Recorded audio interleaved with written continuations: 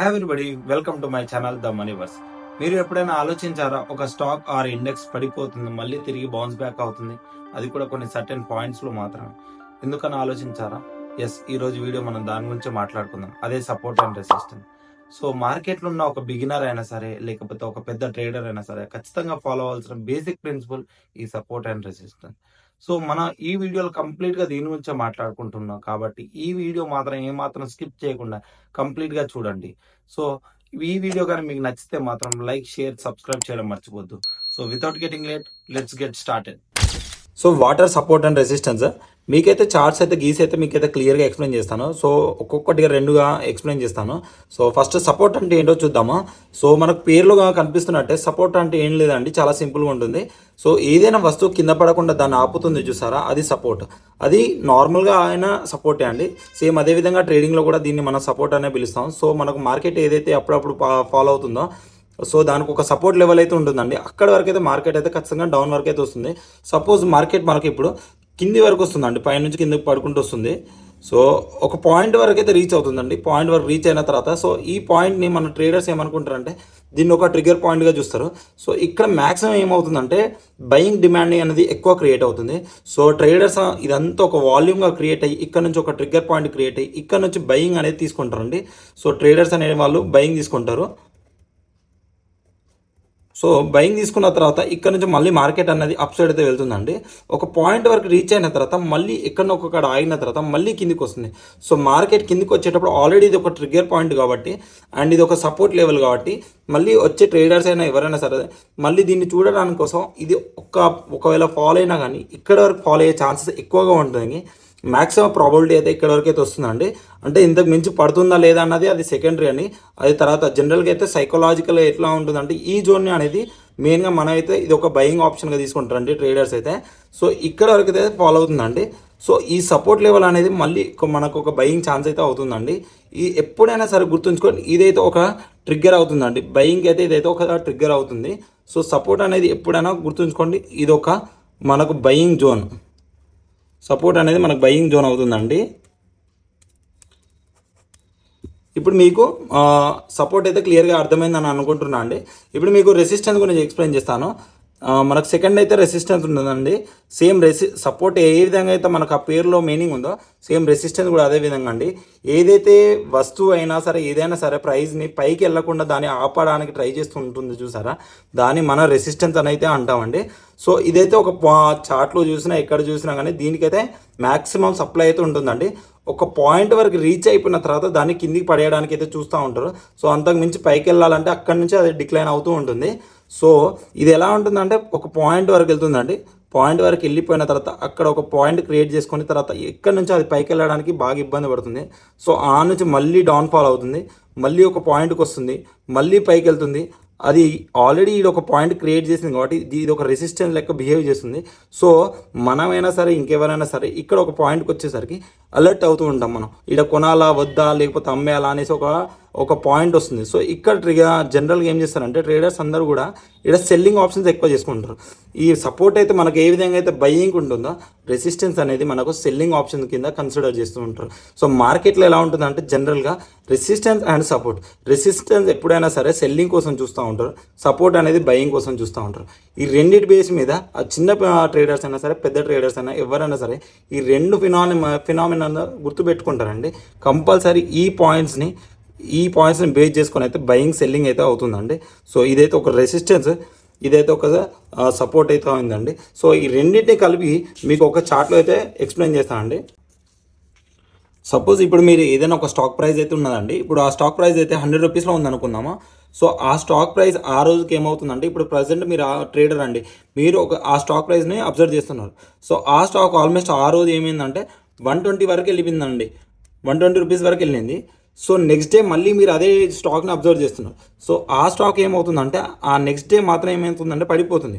ఎంతవరకు పడిపోతుంది, already 100 rupees వరకు దాని ప్రీవియస్ డే స్టార్ట్ అయిన ప్రైస్ ఇప్పుడు 95 రూపీస్ వరకు వచ్చింది అనుకుందాం. సో ఈ 95కి వచ్చిన తర్వాత ఆల్రెడీ 100 రూపీస్ వరకు వచ్చింది కాబట్టి మనకు ఒక చిన్న ఒపీనియన్ ఉంటుంది. ఎందుకంటే 100 రూపీస్ నుంచి లేచిన స్టాక్ ఆల్రెడీ అప్ సైడ్ వెళ్ళిన స్టాక్, సో ఛాన్సెస్ ఏముంటాయి అంటే మనం అలర్ట్ అవుతాం. ఇక్కడ వరకు వచ్చిందిగా మళ్ళీ ఇక్కడ నుంచి ఏమవుతుందంటే బయింగ్ ప్రెషర్ అనేది క్రియేట్ అవుతుంది. ఇక్కడ ఎలా అయితే సెల్లింగ్ ప్రెషర్ క్రియేట్ అయిందో, సో ఇక్కడ నుంచి ఇప్పుడు బయింగ్ ప్రెషర్ మళ్ళీ క్రియేట్ అయ్యి ఆల్రెడీ అప్ సైడ్ వెళ్తుంది. సో ఇక్కడ బయింగ్ తీసుకున్నా మీరు ప్రాబ్లం లేదు, సో ఎవరైనా తీసుకోవచ్చు, ఆప్షన్ లేదు. ఎందుకంటే ఇక్కడ బయింగ్ సెల్లింగ్ రెండు జరుగుతుంటాయి. కానీ ఇక్కడ వరకు పైకి వెళ్తుంటే already 120 rupees price already previous day ఉన్నది కాబట్టి, సో ఈ దగ్గరకు వచ్చే కొద్దీ ఏమవుతుందంటే అందరు ట్రేడర్స్ కూడా అలర్ట్ అవుతుంటారు. ఎందుకంటే already previous day 120 rupees touch అయ్యి ప్రైస్ ఆ నుంచి కిందికి పడిపోయింది కాబట్టి, సో ఛాన్సెస్ ఏముంటాయంటే అలర్ట్ అవ్వడానికి ట్రై చేస్తూ ఉంటారు. సో ఇప్పుడు ఏమవుతుందంటే ఒక 115 రూపీస్ వరకు వెళ్ళిపోయింది అనుకుందాం. సో 115కి వెళ్ళిపోయిన తర్వాత ఆ నుంచి మళ్ళీ సేమ్ అలర్ట్ అయ్యి అక్కడ నుంచి సెల్లింగ్ ప్రెషర్ క్రియేట్ అయ్యి మళ్ళీ అది కిందికి పడిపోతుంది. అది ఎంతవరకు పడిపోతుందంటే ఈసారికి 100 రూపీస్ వరకు మళ్ళీ రీచ్ అయింది అనుకుందాం. సో ఆల్రెడీ ఈ 100 రూపీస్ వరకు 95 రూపీస్ వరకు వచ్చిన స్టాక్ ప్రైస్, సో ఈ నుంచి మళ్ళీ ఏమవుతుందంటే మళ్ళీ సేమ్ అలర్ట్ అనేది క్రియేట్ అయ్యి ఈ నుంచి ఈధర్ కిందికన్నా పడిపోవచ్చు లేకపోతే పైకన్నా లేవచ్చు. కానీ జనరల్గా ఎలా ఉంటుందంటే ట్రేడర్స్ ఎవరైనా సరే ఇది ఒక సైకలాజికల్ జోన్స్ అండి. సో ఈ జోన్స్ నుంచి 100, 95 ఇవన్నీ సైకలాజికల్ జోన్స్. సో ఈ నుంచి ఏదైనా కిందనే పడిపోతుంది లేకపోతే పైకన్నా లేస్తుంది. కానీ ఓవరాల్గా చూస్తే మాత్రం మార్కెట్ అనేది అప్ సైడ్ వెళ్ళడానికి ట్రై చేస్తుందండి.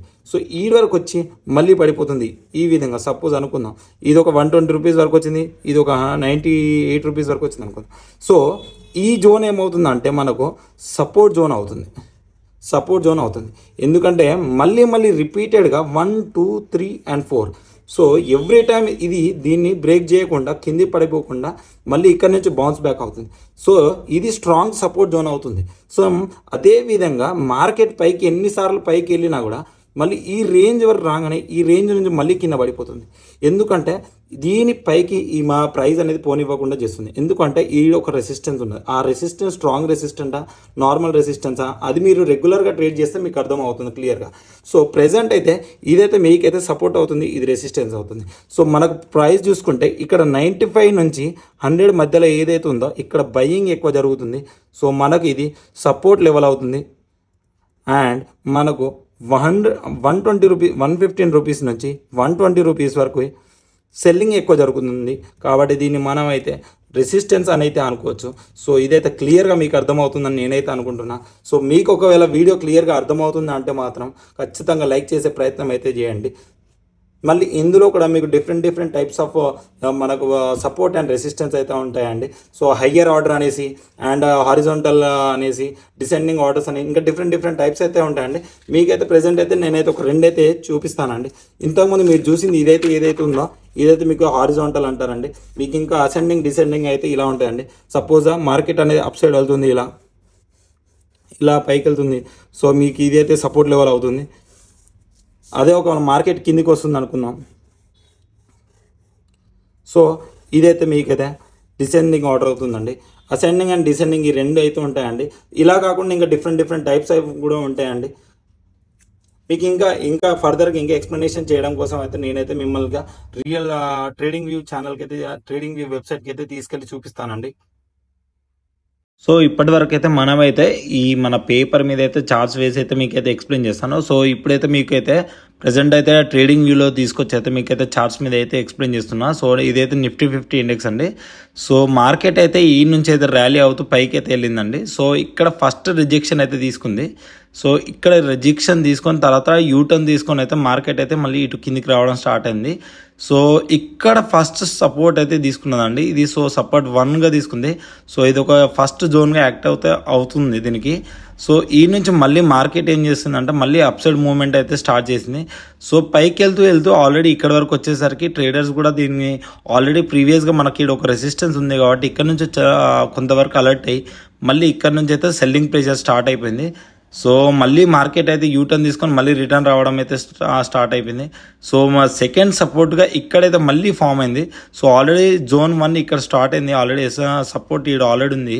సో దీన్ని సపోర్ట్గా బేస్ చేసుకొని మళ్ళీ ఇంకో సపోర్ట్గా ఫామ్ అయ్యి మళ్ళీ అప్ సైడ్ వెళ్ళే ప్రయత్నం అయితే చేసింది. బట్ ఇంకో సపోర్ట్ అయితే తీసుకోవడానికి అయితే ట్రై చేసింది. సో ఇక్కడ S1, S2, S3 అంటే like support 1, support 2, support 3. So ఇక్కడ వరకు అయితే 3 సపోర్ట్స్ అయితే తీసుకుంది. సో ఈ నుంచి అయితే మళ్ళీ మార్కెట్ మార్కెట్ అప్ సైడ్ అయితే డైరెక్షన్ తీసుకున్నది. సో ఇక్కడ నుంచి పైకి వెళ్తూ మళ్ళీ ఇక్కడ వరకు వచ్చేసరికి మళ్ళీ ఇంకో రిజెక్షన్ ఇక్కడ. సో ఆల్మోస్ట్ లైక్ ఈడ థర్డ్ అటెంప్ట్ అయితే ట్రై చేసిందండి. ఈ నుంచి మళ్ళీ డౌన్వర్డ్ స్టార్ట్ అవుతుంది. సో ఈ నుంచి మళ్ళీ అప్ సైడ్ వెళ్ళే ప్రయత్నం చేసి మళ్ళీ కిందికి వస్తూ ఫైనల్గా మాత్రం ఇక్కడ ఇన్ని సపోర్ట్స్ని ఫైనల్గా మాత్రం ఇక్కడ మాత్రం ఈ సపోర్ట్ని మాత్రం బ్రేక్ చేసి కిందికైతే వచ్చేసిందండి. సో ఈ విధంగా మనం కంపల్సరీ అయితే చెప్పలేమండి లైక్ ఈ సపోర్ట్ని బ్రేక్ చేస్తుందా లేదా, లేకపోతే రెసిస్టెన్స్ని బ్రేక్ చేస్తుందా లేదా అనేసి. సో రెసిస్టెన్స్ అంటే ఖచ్చితంగా ఎప్పుడైనా రిజెక్షన్స్ మాత్రం ఉంటాయండి. ఒకవేళ రెసిస్టెన్స్ పైన కూడా మనం బయింగ్ చేయొచ్చు, సెల్లింగ్ కూడా చేయొచ్చు. అది ఎలా చేయాలనేది నెక్స్ట్ అప్కమింగ్ వీడియోస్లో అయితే ఎక్స్ప్లెయిన్ చేస్తాను. సో ఇప్పటి వరకు అయితే మీకు ఈ వీడియో నచ్చినట్టయితే లైక్, షేర్, సబ్స్క్రైబ్ చేయడం మర్చిపోకండి. మళ్ళీ కలుద్దాము ఇంకో మంచి వీడియోతో.